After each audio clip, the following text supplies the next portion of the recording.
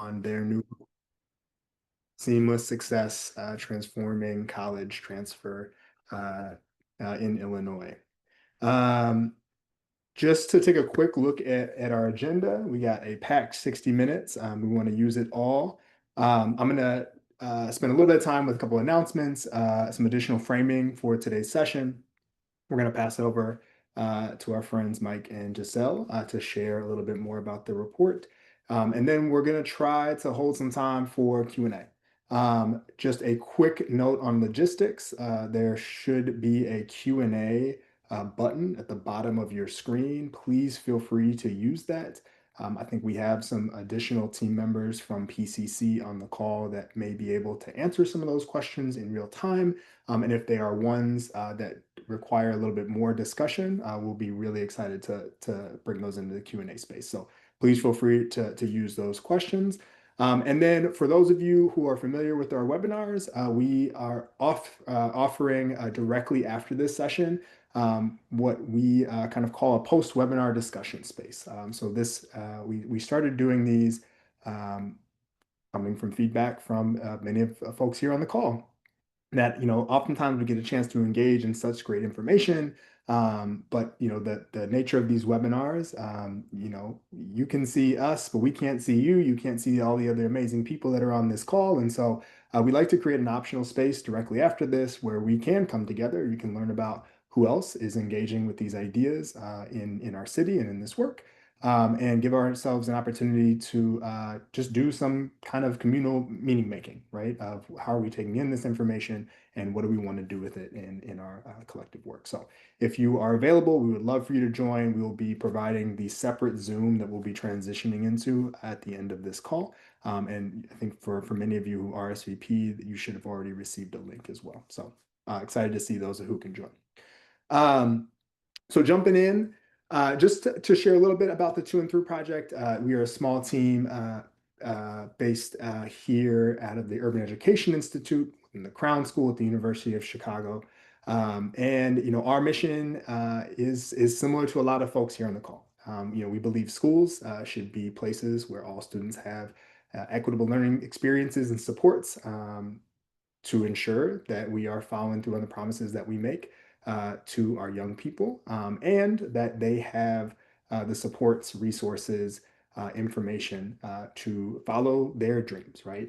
A lot of our work here at the To&Through Project specifically focuses on the pathway to and through college, and making sure that, again, all of our students have the true opportunity to choose that pathway, the one that's right for them, and most importantly, that it's successful for the families that choose it. So we are excited to dig in. I'll be sharing a little bit more information why we're particularly excited about today's report.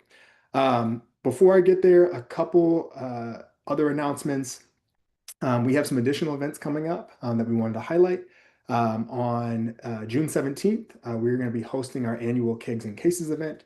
This is an opportunity to highlight some of our learning case work or case study work that we've been developing for these last couple of years. These are really great resources that we've created that really work to center qualitative data around common and adaptive challenges that we are seeing elevated through both the data and outcomes across our city and system, but also through conversations and observations with practitioners and students in the space. And so this year's case is going to be focused on diverse learners and post-secondary journeys. And so we've been doing a lot of work to dig into that. We're excited to elevate some of those experiences at this event, and we would love to invite you all to experience some of the facilitation of how we can do kind of shared learning around this topic through the case method at this event. And I think we always get really excited about having this be annual kind of spring opportunity to just celebrate all the great work that's happening in the city of Chicago and closing out another school year. So please join us. We'll have some refreshments. That's going to be at Cruz Blanca on the 17th. For those available, we'd be really excited to see you there. And then the other just really exciting event that we have coming up, for those that may be familiar, To&Through Project, we host a monthly online gathering called Data Collaborative that invites organizations and leaders from across our city and sometimes nationally to present out on a problem of practice or some innovative new education related data work that they're leading. Our last session of this school year is June 10th, and it's a very special one because we are going to be inviting students from MICFA Challenge. We've been running Data Collaborative, I think, for about 8 years. This will be the first time we've had a student-led session. So we are really excited about the folks from MICFA coming over and sharing some of the work that they've been doing to try to help prepare LSCs and particularly students participating in LSCs to have everything they need to participate in that process. So if you're free, please join us. One particular note, we've changed the time. Typically, these meetings are at 2 o'clock. Wanted to note we changed this to 5 to 6 p.m., obviously to accommodate our students' schedules because they're supposed to be in school. So if you can join us online for that session, we'd love to have you, and we're really excited about this unique one. Last event I wanted to plug is actually from our friends at the Partnership for College Completion. And so for those of you, we're going to be talking about this report today, but we only have, about 50 minutes left. And so there's going to be another opportunity to dig into this and dig into this in person with more folks from the ecosystem, engaging with some of the amazing data and research that's a part of this report. So for those of you that are free, there's a link in the chat on June 16th. The team Partnership for College Completion is going to be hosting official launch event for this report at Malcolm X College that we are actually going to be also participating in, that we're really excited about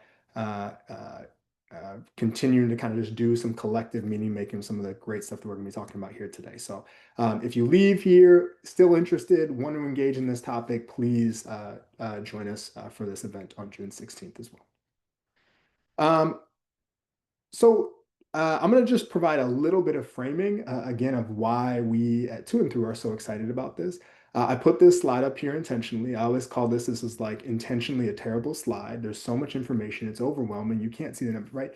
But did this with intention because this comes from a report that we actually wrote a couple years ago called Navigating the Maze, which was an opportunity for us to take really our first deep look at understanding what was happening to CPS students between the time when they enrolled in college and 6 years later. We've had a lot of information for a long time around both sides of that experience, right? But we didn't have a really great understanding of what was happening in between. And so this report took a deeper look at the different pathways that students were navigating on the pathway to college completion or not.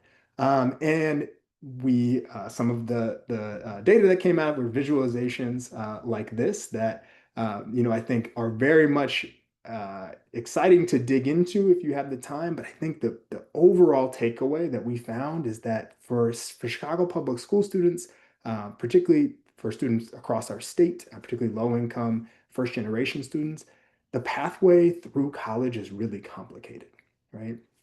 And so we've continued to see and learn about what's happening to students across this pathway.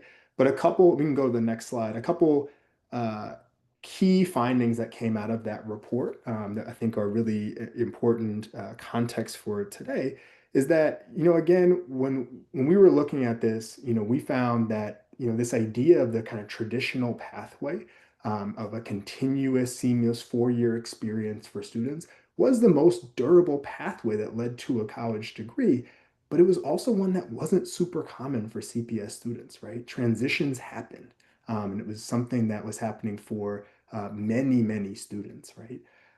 Importantly, we also got clarity around, while the pathway that we talk about of, a student starting in a 2-year or a community college and transitioning to a 4-year college to earn a bachelor's degree was a really promising pathway. And it was one that we were seeing was really difficult for students to navigate successfully, right?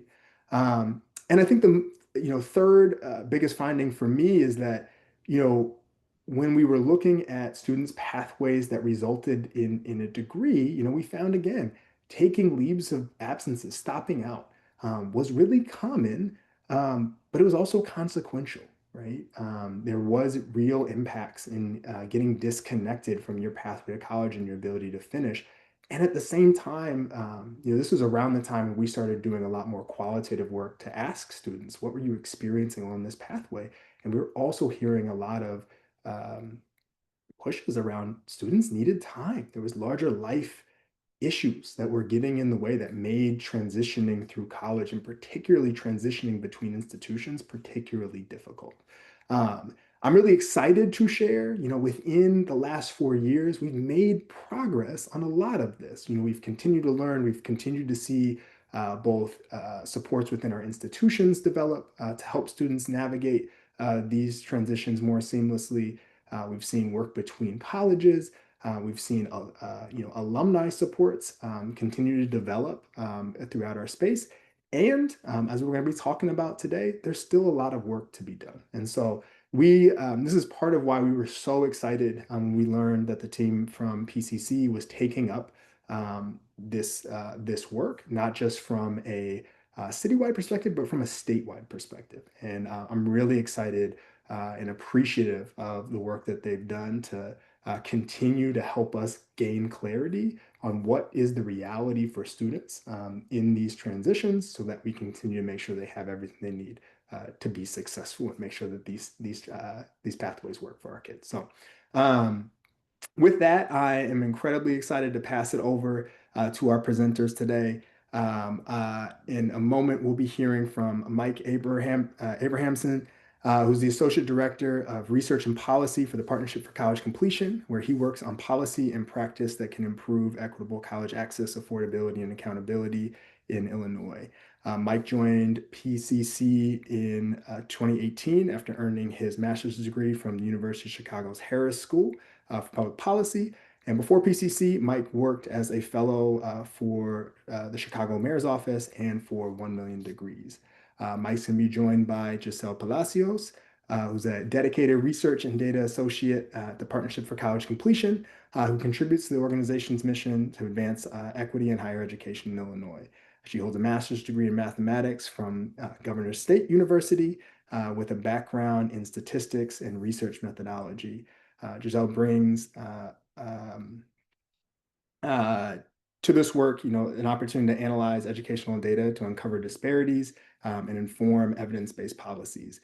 She's a strong advocate for leveraging data, insights to drive meaningful change in education outcomes for underrepresented students.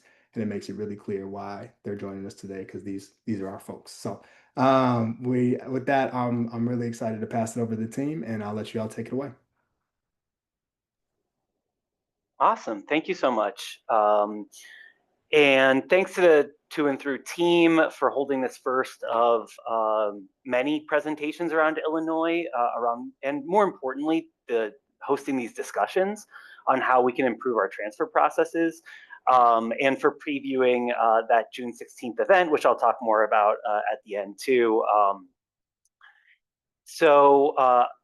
We don't have to redo our introductions, since that was great, and appreciate that. What I'll add to this is that I will add a shout out to Madeline Green, our former intern and now policy manager at NIU Ed Systems, and then Caitlin Power, our former policy analyst, is now a researcher for public justice. They led the making of this report, which is probably the most rigorous report that we've written to date. We're really excited about it. A little more background on the partnership. The Partnership for College Completion, or PCC, we're an Illinois nonprofit org. We're focused on providing leadership for a systems level approach to support college completion and eliminate institutional inequities in higher ed outcomes. We were founded a little bit less than 10 years ago, and we convene, support, and partner with institutions directly to eliminate those disparities in access and completion by race and income. We also know that institutions alone can't eliminate those disparities that across our state that they've been ingrained through really centuries of policy and resource disparities. And so we look toward mostly state level policy to knock down those barriers, increase adequacy and equity of resources going to higher education, and improve pathways to and through college. I'd say state level policy, because that's kind of the nexus of where we think we can be effective and where we think we need to help push forward change. So getting into transfer. Transfer has been one of our top priorities since we started nearly 10 years ago, and yet we're really just fully diving into this now and we took more than a year of this research, a year of work and research to create this report. There are really two reasons why we're wading in that way. The first one is that we know that transfer issues stem from systems that are not designed to work with one another. And if we're being honest, they're not always designed primarily to work for the students that have to navigate those systems. That means that there are a lot of potential policies that can improve transfer pipelines, some of which we've seen in Illinois and potential programs, but there is no silver policy bullet that's going to fix all of these things that we can just say, hey, let's pass this policy, or hey, let's make this institutional change, right? Instead, what we wanted to do here is figure out which policies can be most impactful, the most compelling, and the most achievable, right? What can we actually get done? To that end, Giselle led the synthesis and analysis of more than 140 policy recommendations, narrowing them down to a few dozen worth considering, and then beyond that, to run those ideas by students. So that kind of gets to our other half of this analysis, this mixed methods approach. We know that these systems aren't working together, but that manifests itself in so many different ways in a student experience. We knew that a mixed methods approach was necessary to get to the bottom of how students themselves experience transfer, which we need to know to figure out how to improve those things, right? We also, again, wanted to run these policy approaches by students to say, hey, if we change this institutional or state level policy, how would this affect you? To do that research justice, we knew we had to have a sample of students that reflect the diversity of the transfer student population. You've probably already looked at this table on the slide to see how we were able to get that sample by race, ethnicity, income, geography, pathway, gender identity. The second reason that we're kind of wading into this now and being very and convening people in doing so, if we can go to the next slide, is that Illinois is often labeled and often, spoke of as a national leader in transfer. And to be honest, it can be hard to convince people that you need to improve something if at the same time you're saying that you're number one at it, right? That's just the reality of it. That is also what we're going to be doing today, is saying how we can improve this area. And we're going to start by poking a couple holes in that notion of us being number one in transfer. That's not just because we at PCC are contrarians or anything. Really, we know that if we can improve outcomes for thousands of students by improving a policy area, which we can do in transfer, how we rank compared to other states is actually not the most important thing, even if we are number one. That said, we also know when we disaggregate the data that we're probably not truly number one when it comes to equitably transferring students. And that starts with this Sankey chart that you can see on this page. We know from survey data that about 80% of Illinois community college students enroll with the intent to transfer and earn a bachelor's degree. When we also know from the outcomes data that only 35% actually transfer and only 20% of those students will graduate. So when we say we're number one, we're saying that we're number one at this very specific metric at the end of this pipeline that shows among those students who have already transferred, we graduate the highest percentage of students. Now, the research-minded people on this call, which is probably most of you, are probably already kind of raising a flag in your head about selection bias, right? Who is starting in those community colleges varies by state, and it matters. Illinois is an outlier here. We're actually third after the most and least populous state in the country in terms of the highest percentages of public higher education students who start at community colleges rather than universities. So that means that we're probably sending a lot of students to two-year colleges who in other states would directly enroll in 4 years. And that means that the greater success rate is not necessarily a indicator that we're performing number one, we're doing the best to graduate those students. And when we disaggregate the data, we see large disparities in the likelihood of both transfer and completion by income and race. So what you're looking at this chart here is that for higher income students, of the 80% who want to transfer, we know that 44% of those community college students transfer and only 27% or 27% end up getting a degree. For low income students, 28% of those students transfer and only 13% get a degree. So that means that higher income students are more than twice as likely compared to lower income students to actually earn that 4-year degree that 80% of students are community college students are entering hoping to get.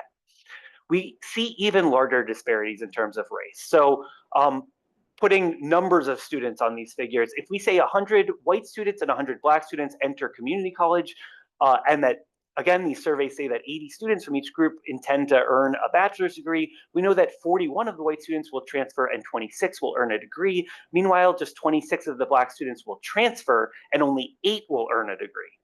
So all of this, we know from the research that the main reasons that students stop out are because of money and time constraints. Of course, the two are absolutely intertwined. Giselle is going to walk us through in a couple slides, is going to start to walk us through how these systems are what is stopping, is what is limiting student completion in transfer rates. But first, I'm going to talk a little bit about our transfer landscape and kind of narrow it down a little bit, because there's a lot of types of transfer. Throughout the presentation, we're going to focus on vertical transfer. That's defined as students who start at community college and then go to a 4-year public university or private nonprofit, is how we're defining it mostly here. And looking at this pie chart of where community college students transfer, again, paints a pretty good overall picture, right? We see 51% of our community college transfers are going to public universities, 22% are going to private nonprofits. So we can say almost 3/4 of our students are going vertically to 4-year institutions. However, when we disaggregate, we see some more concerning trends. We first, just to ground us, we know that that Black and Latinx students represent 44% of all community college students. So the smaller the circle here, the more underrepresented Black and Latinx students are among transfer populations, and then the larger the circle, the more overrepresented. And what you can see is that while pretty evenly represented or well represented in community college and not-for-profit transfers, Black and Latinx students are very underrepresented when it comes to transferring to our public universities. We know that we have an access issue that we can see in the size of the circle there. We can also see that Black and Latinx students are far overrepresented when it comes to transfers to for-profit colleges. That's concerning in its own right. I could go on about the practices that we see in our for-profit colleges, outcomes, the cost of attendance, the debt that they leave their students with, and how those are concerning. But I will say one thing that the for-profit college sector shows us very clearly is lack of access.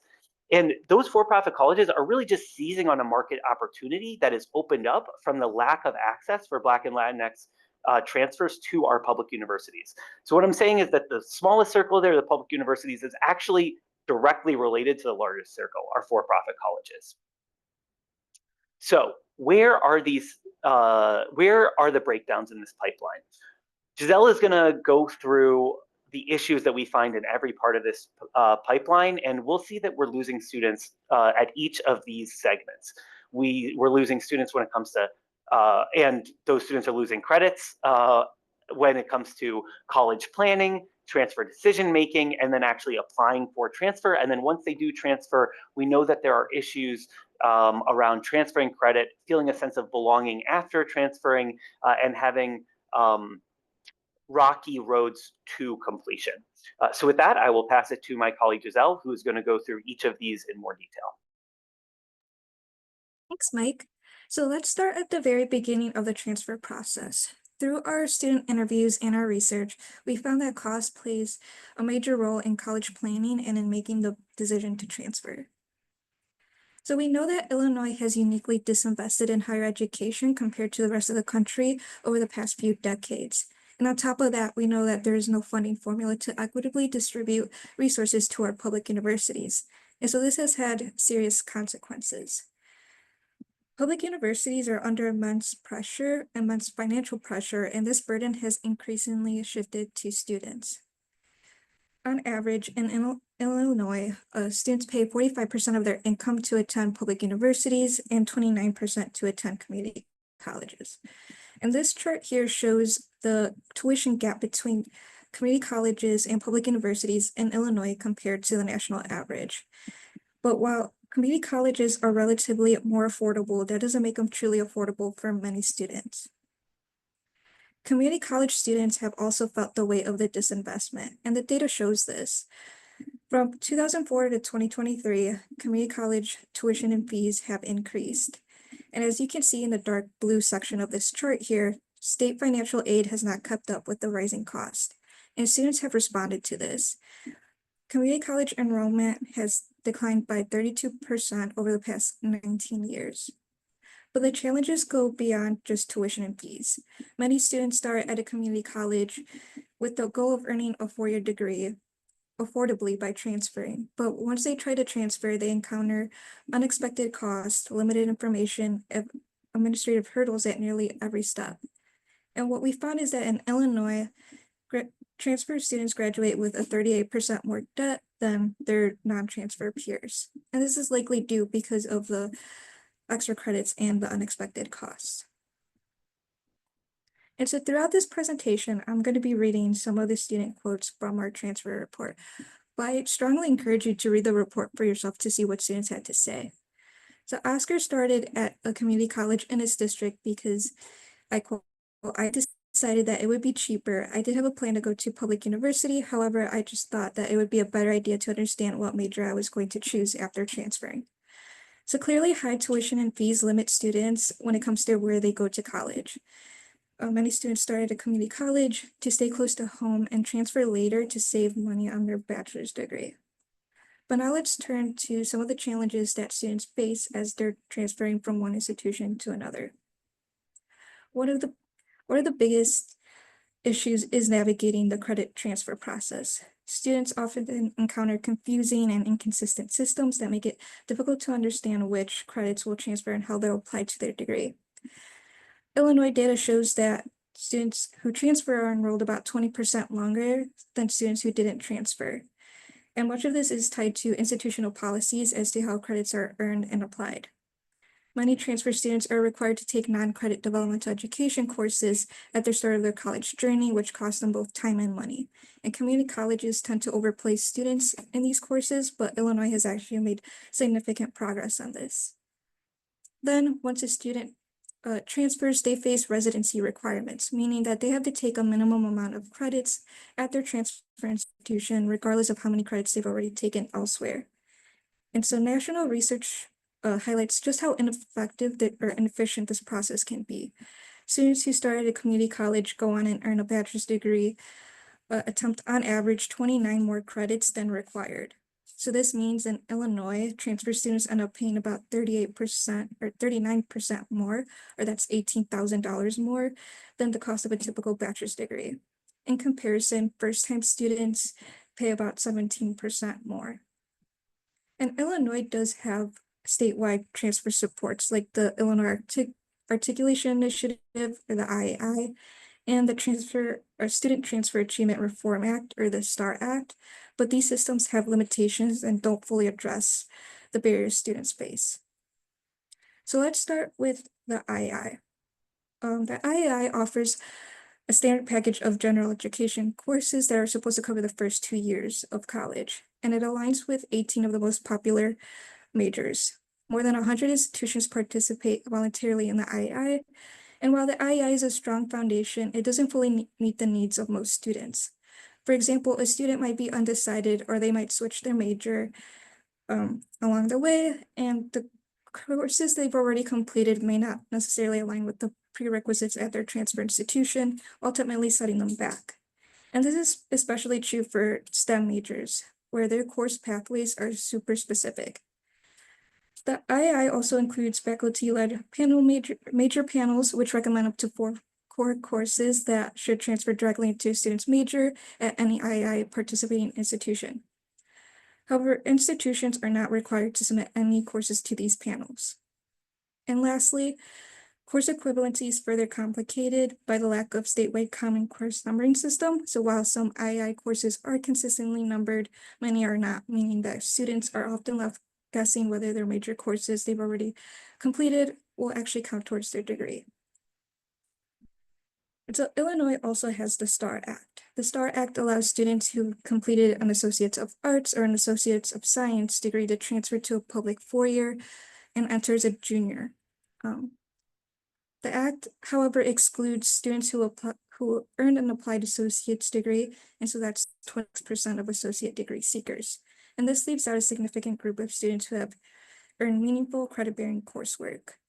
And while students may technically enter as a junior in terms of credit hours earned, it doesn't necessarily mean they enter as a junior in their major. Institutional requirements, how credits are applied, and residency requirements can also delay progress towards graduation. So the bottom line is this: in its current form, the transfer process is confusing, inconsistent, and difficult to navigate. Despite having statewide infrastructure in place, students still face significant barriers to understanding what credits will transfer and how those credits will count towards their degree. So I think one of the most powerful student quotes that we have comes from Ida, who said the transfer process is like screaming into the void and hoping that something or someone would yell back at me. What if someone is just starting to learn that they need to be their own advocate? What if that deters them? And so the transfer process doesn't end once a student is enrolled at their new institution. When transfer students arrive at their new school, they face new financial pressures, adapt to a different campus climate, on top of while staying on top of all of their coursework and other responsibilities. And so what we found is that transfer students at Illinois public universities are successful. They're graduating at an 11% higher rate than first-time students. Pell receiving transfers are even more successful with a 15% higher graduation rate than first-time students. However, this isn't necessarily a fair comparison. The transfer students who overcome these challenges to reach a four-year institution aren't an equal comparison to those who haven't faced similar hurdles. And so this leaves us with two questions. If transfers are so successful, why are community colleges such an underutilized enrollment source for public universities? And also, how high would transfer students' graduation rates be if there weren't so many barriers? So, feeling a sense of belonging on campus is essential for student success. However, transfer students often struggle to find this connection. And universities frequently overlook transfer students in their community building efforts, both directly and indirectly. Many institutions offer orientation or support programs for first-time students who are often traditional students, but similar resources are rarely extended to transfer students who tend to come from untraditional backgrounds. So universities should be responsible for creating an inclusive and supportive campus environment for transfer students. And then the last barrier that a lot of students raised is basic needs insecurity, such as food insecurity, housing insecurity, and the lack of affordable access to childcare. We know that these issues are even more concentrated among community college students, especially Black and Latinx students, first-generation students, and students who are parents. And while many campuses in Illinois are already taking steps to address these challenges, such as providing food pantries, offering childcare, there's still so much more to be done to ensure all students have the support they need to succeed. So the last student quote I'll share is about a student who talked about their experience of being left out. Leah said, "My private university had the new student orientation, but in that new student orientation, it was mixed with freshmen and transfers. So that wasn't really helpful for me to make friends because everybody's there with their family and people they know already." So transfer receiving institutions have the responsibility to equitably support these students, helping them graduate on time without accumulating any extra credits and making them feel like they belong. And so I'm going to pass it on to Mike to talk about our recommendations. Thanks, Giselle. So I think we actually start to, in the Q&A, I think we're starting to preview some of this too, in some of the discussion. Really looking forward to talking more about this afterward too. But the first recommendation that we have, or the first kind of set, are about improving affordability for transfer students. So the top priority that we've kind of been working on this legislative session at the Partnership for College Completion, if we can do that, yeah, there you go, is investing in equitable and adequate public university and community college funding. Right now, there is no formula for how we distribute our funding to public universities, and they largely just get either what they got last year or an across-the-board increase, or often decrease, especially considering inflation. And that actually has backward incentives when it comes to transfer. With a lack of state funding, universities benefit the most financially from enrolling the wealthiest students. That is definitely, not what they're targeting, or how they're looking to serve students, but that's where the incentives are right now. A equitable and adequate funding model would reverse that. It would provide funding. It would put funding and the incentives to enroll students who need the greatest resources to enroll and complete, and are actually some of the work Giselle has done has found that with the proposed equitable funding model, it would have a $7,000 per student, $7,000 more per student to serve the average transfer student. And obviously, along with that, it would remove this negative incentive to enroll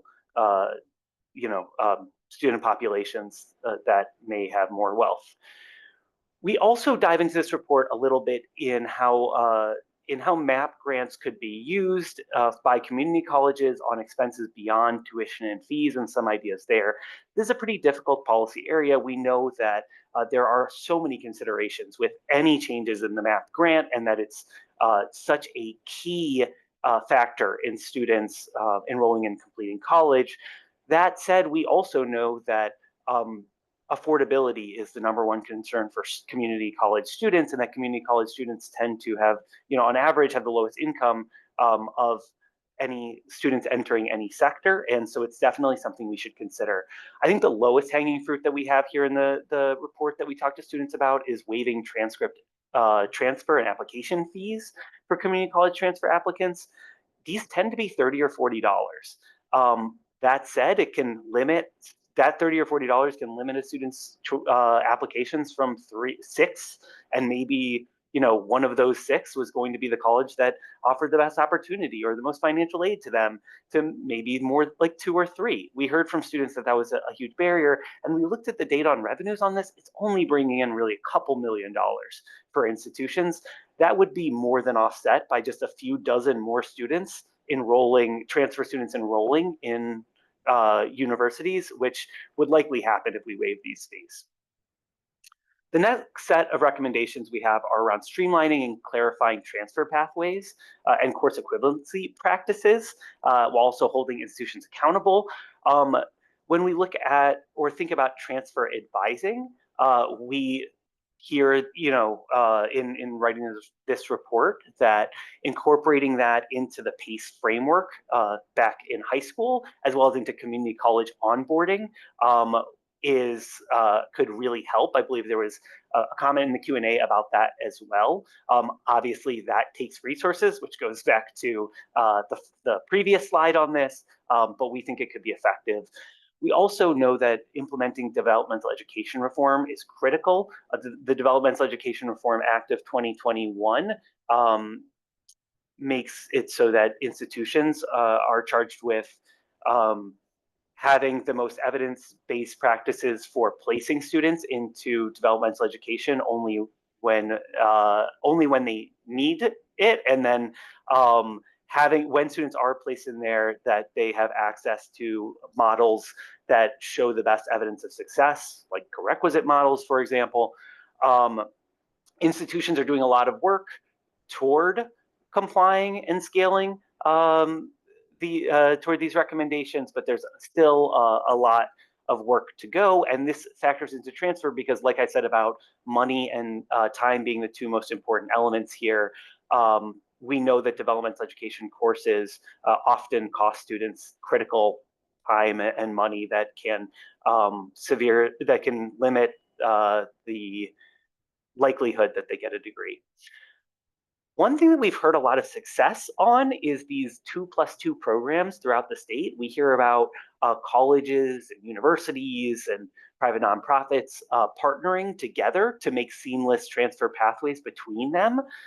However, those are often dependent on just the relationship between two institutions, and sometimes even just within some of the people at those two institutions. We want to think and talk with stakeholders about how we can scale those statewide so that any student going to any community college will have that kind of opportunity.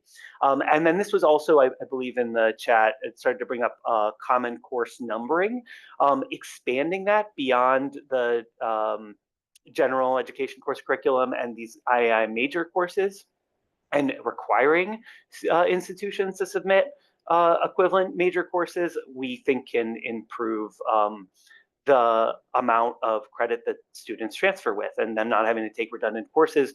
We know that this is a difficult policy area, both in terms of like getting into it and getting in the weeds, and then also working towards solutions. But we do think that it's critical that we try to figure out solutions so that these systems are working for students. And then finally, developing and scaling targeted supports for non-traditional transfer students at our universities. We also heard this a lot from students and have seen this in the research that it's critical, right? Transfer receiving institutions, it's really helpful when they have dedicated transfer-specific advising staff, onboarding events that make students feel at home at those institutions and help them adjust to these new campuses and move forward. We do recognize that, and then especially the next bullet point, implementing basic needs supports, which we know so many transfer students face issues of being housing insecure and food insecure and having difficulty paying for transportation and childcare. We know that transfer students over-index, are over-indexed in those populations that could use more basic needs supports. Both of these areas absolutely need more resources, which go back to our first recommendation that the state provides institutions with the level of resources and equitably targets those resources such that institutions can provide these kinds of staff and services. So with that, I'm going to pass it back over to Giselle to talk through some of these interactive transfer data dashboards that we're really excited for everyone to be able to look through. Thanks, Mike. So along with our report, we published a series of dashboards that offer a detailed look at transfer trends in Illinois. And I'll be walking through some of them, but I really encourage you to explore them on your own. I think they're really fascinating to look at.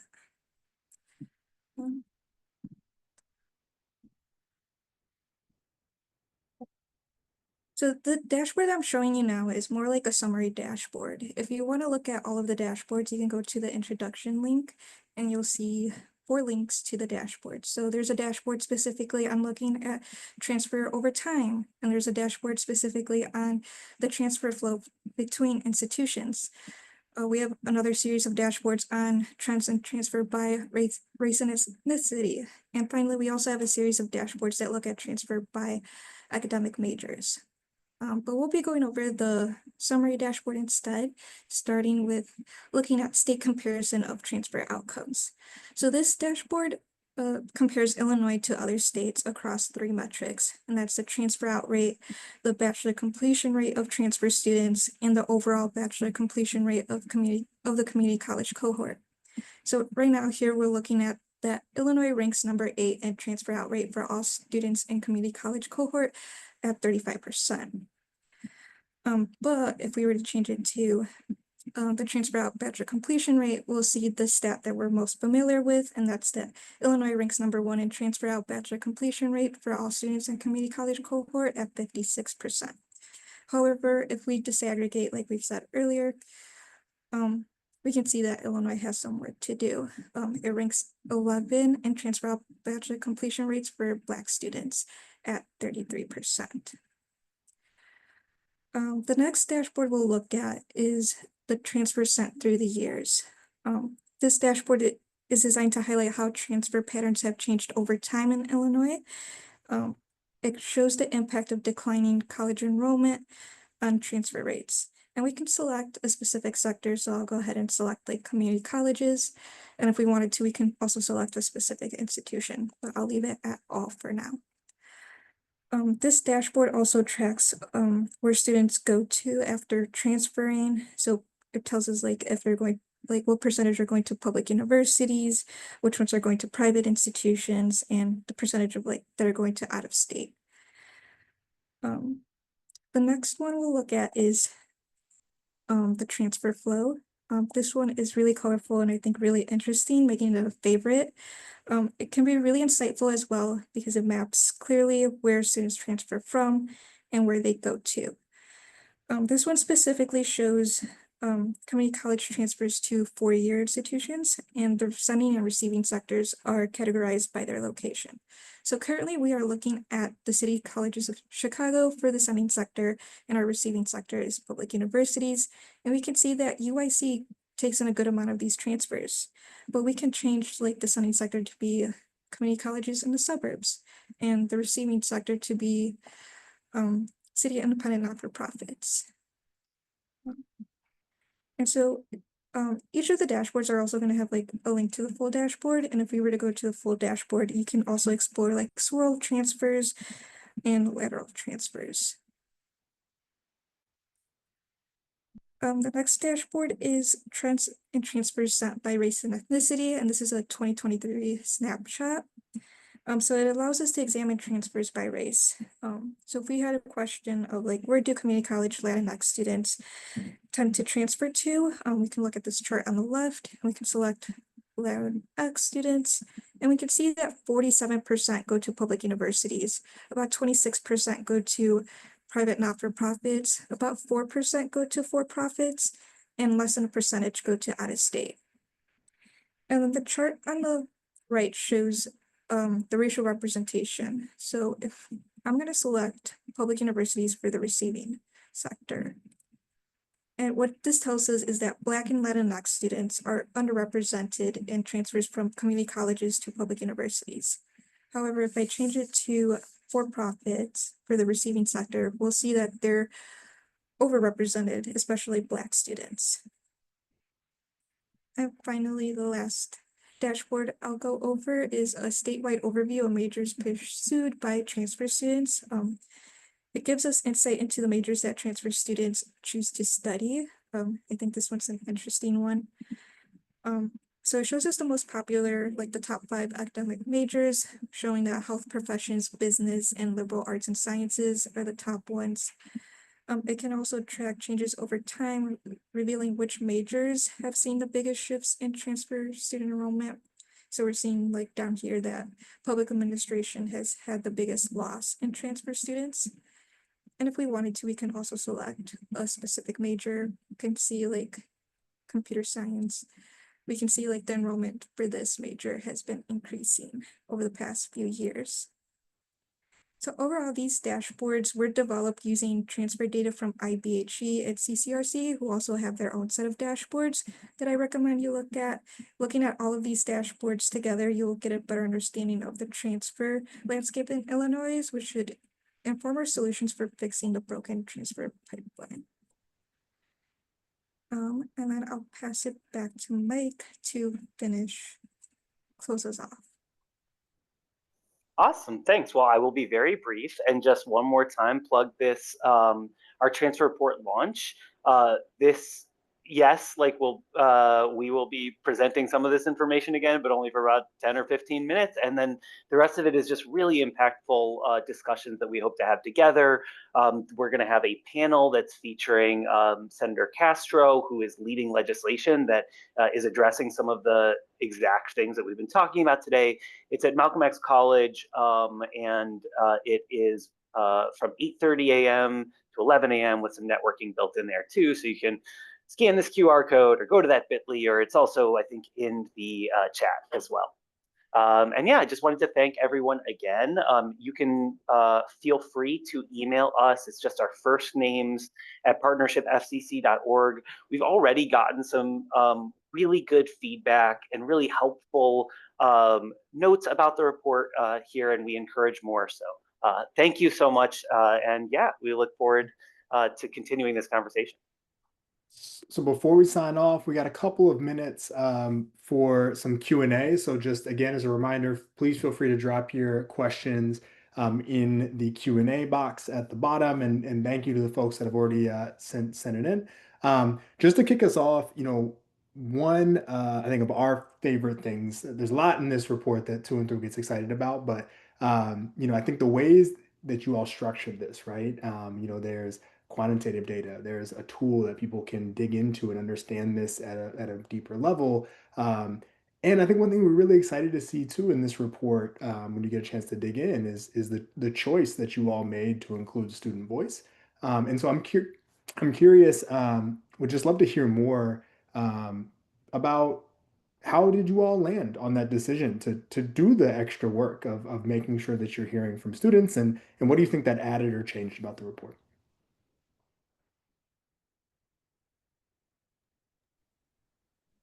I'll go ahead and answer this question.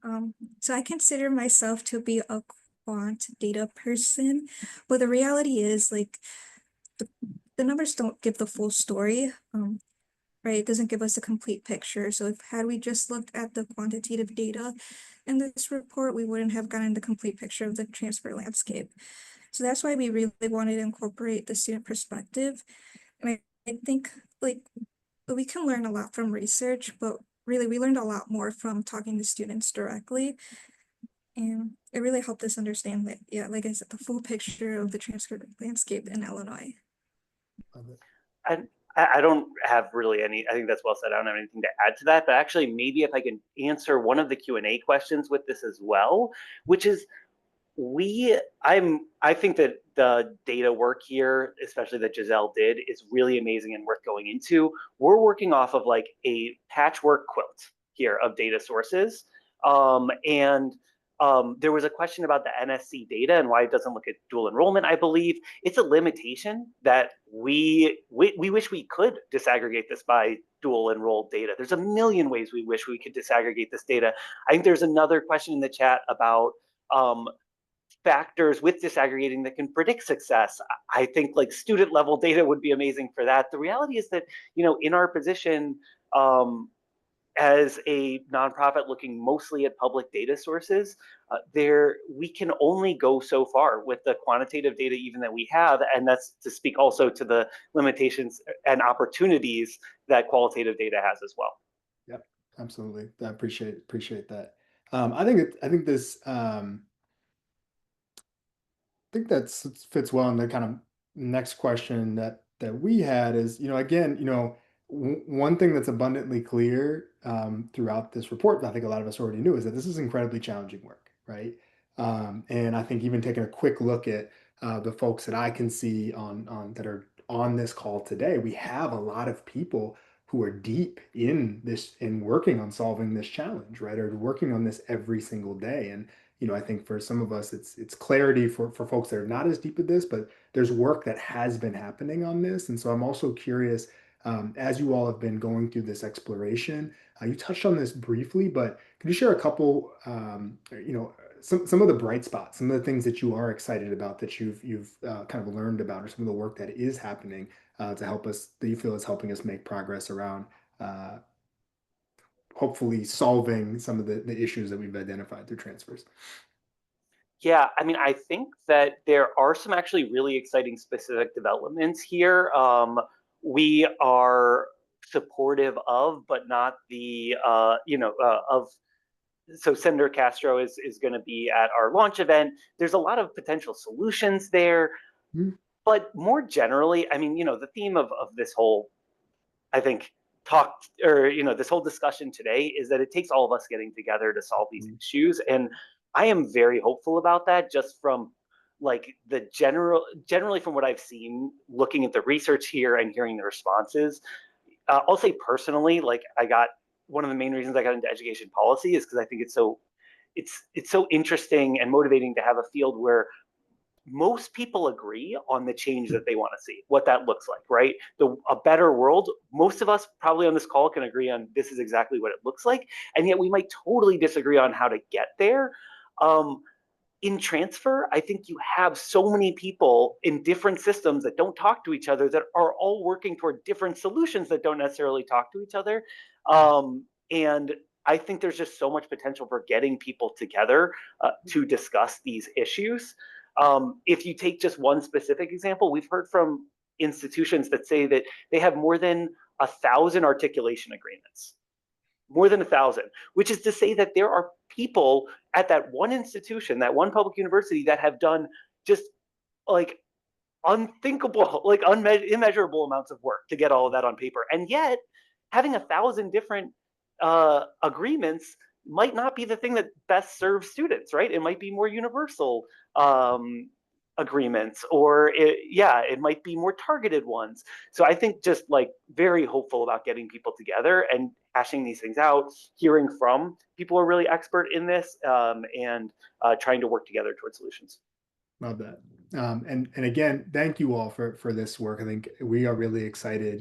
We're firm believers in data's power to be able to help us just organize the complexity a little bit, get us a little bit clearer on what's actually happening to students. And one thing that I'm continually thankful for, being a part of this work in Chicago and Illinois specifically, is that we have a history of coming together and solving big problems, and making progress on big problems. And I think this is a really, really salient area to continue to do that, and appreciate you all continuing to help us push the conversation. So with that, we are at time for our webinar. Please join me in virtually thanking. If we had an audience, everyone would be clapping right now for you all. But thank you, Giselle and Mike, for the work you've put in here, and for the putting the time to share with us. As a reminder, again, we are going to be transitioning here in a moment. There is a link that just got dropped in the chat for those of you that are interested in continuing the conversation, to kind of debrief some of what we've heard here today. Please join us over in the other Zoom room that's here in the chat. And again, for those who are available to join us for the event in June, we are very much looking forward to continuing the conversation and seeing you all in person to kind of dig into this as a community. So thank you all again today, and looking forward to speaking with those who are going to be on the next call.